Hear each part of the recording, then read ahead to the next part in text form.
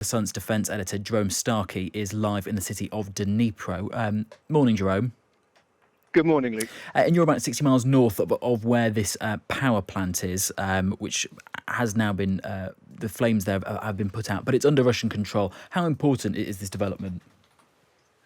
Well, I mean, it's certainly the firefight raging all night has had people in this city absolutely terrified. I've spoken to one individual who couldn't sleep last night, was up all night trying to watch developments, clearly afraid of some sort of nuclear catastrophe. It's with some relief that we're told that the radiation levels remain normal, and the mayor of Energodar, the town where this power plant is based, has said that it's, as he said, it's now under Russian control, and miraculously there appear to have been no civilian casualties. He said that isn't to just say that haven't been casualties on the Ukrainian or the Russian side in this firefight. As dawn broke this morning, there were in a huge plume of black smoke seen rising from the power station, which sits on the bank of the Dnieper River.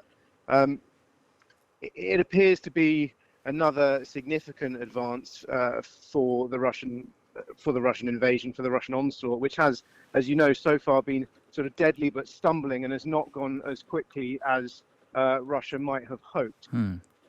They have made the most progress of all the fronts that they've been advancing on. The southern front has been the one where they appear to be making the most rapid and most significant progress, and this sees them creeping north along the route of the Dnieper River towards the city Dnipro, where I'm based.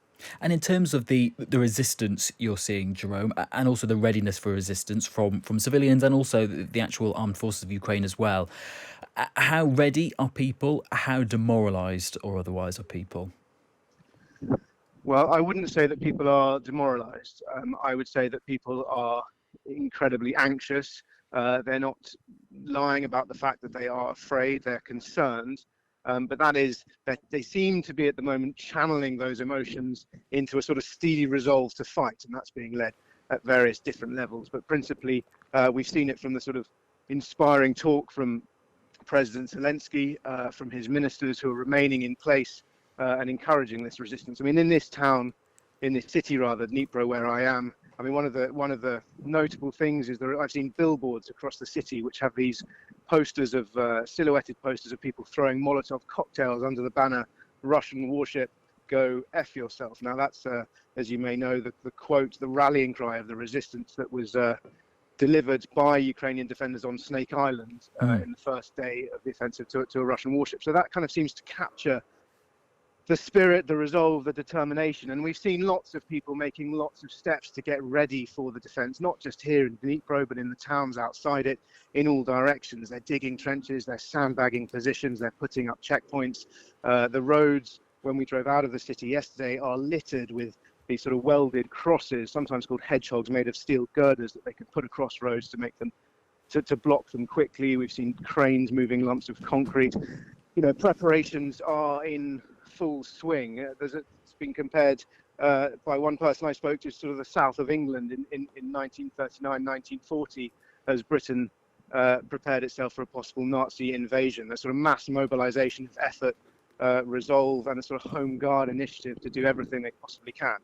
And even though the Russian forces are very much behind their own schedule, are we at a turning point, do you think? We've had Kherson fall, the first urban centre to be captured by the Russians. You mentioned Mariupol, which is under heavy siege, and also Odessa, which has got, on the coastline there, no end of Russian warships ready and waiting to move in.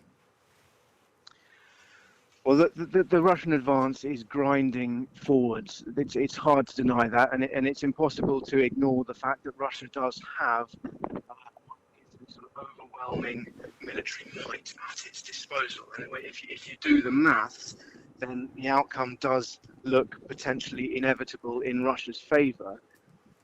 But that doesn't mean it's going to happen quickly. That doesn't mean I wouldn't suggest that the seizure of this power plant is necessarily going to lead to a sudden capitulation by any stretch of the imagination. But what it does mean is it does mean that the Russians now potentially have it in their control to switch off the power.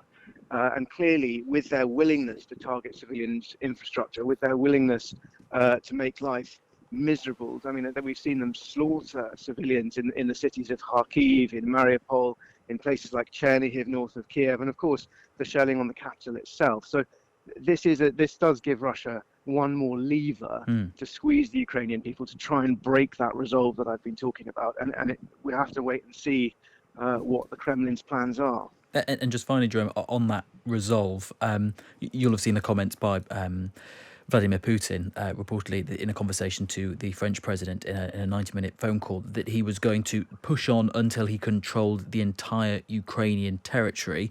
Taking into account what you were just describing for us there, that seems like that could almost never happen. There would always be some kind of furious resistance. Well, a really important thing to remember, I mean, I think Putin's comments are deliberately designed to be unsettling, deliberately designed to try and terrify people here. But it's worth remembering Ukraine is the largest country in Europe, and I become acutely aware of that whenever we try and move around the country, as I have done. I've traveled thousands of miles in the last 8 days. These journeys are huge. I mean, getting between cities is 3, 4, 5, 6 hour drive. That distance is important because it means that the Russian military, as it advances, is going to have to stretch itself further and further. Its supply lines are going to become longer and longer and more exposed. And with a resistance, with the spirit of the Ukrainian people determined to try and fight for their independence and their freedom, that will leave the Russian military exposed to a sort of insurgency guerrilla war. Now, they have been warned before this started that is what would await them if they invaded Ukraine, and I think that remains a very, very live possibility. Jerome Starkey, Sun Defence editor, live in the city of Dnipro in Ukraine for us this morning. Thanks very much.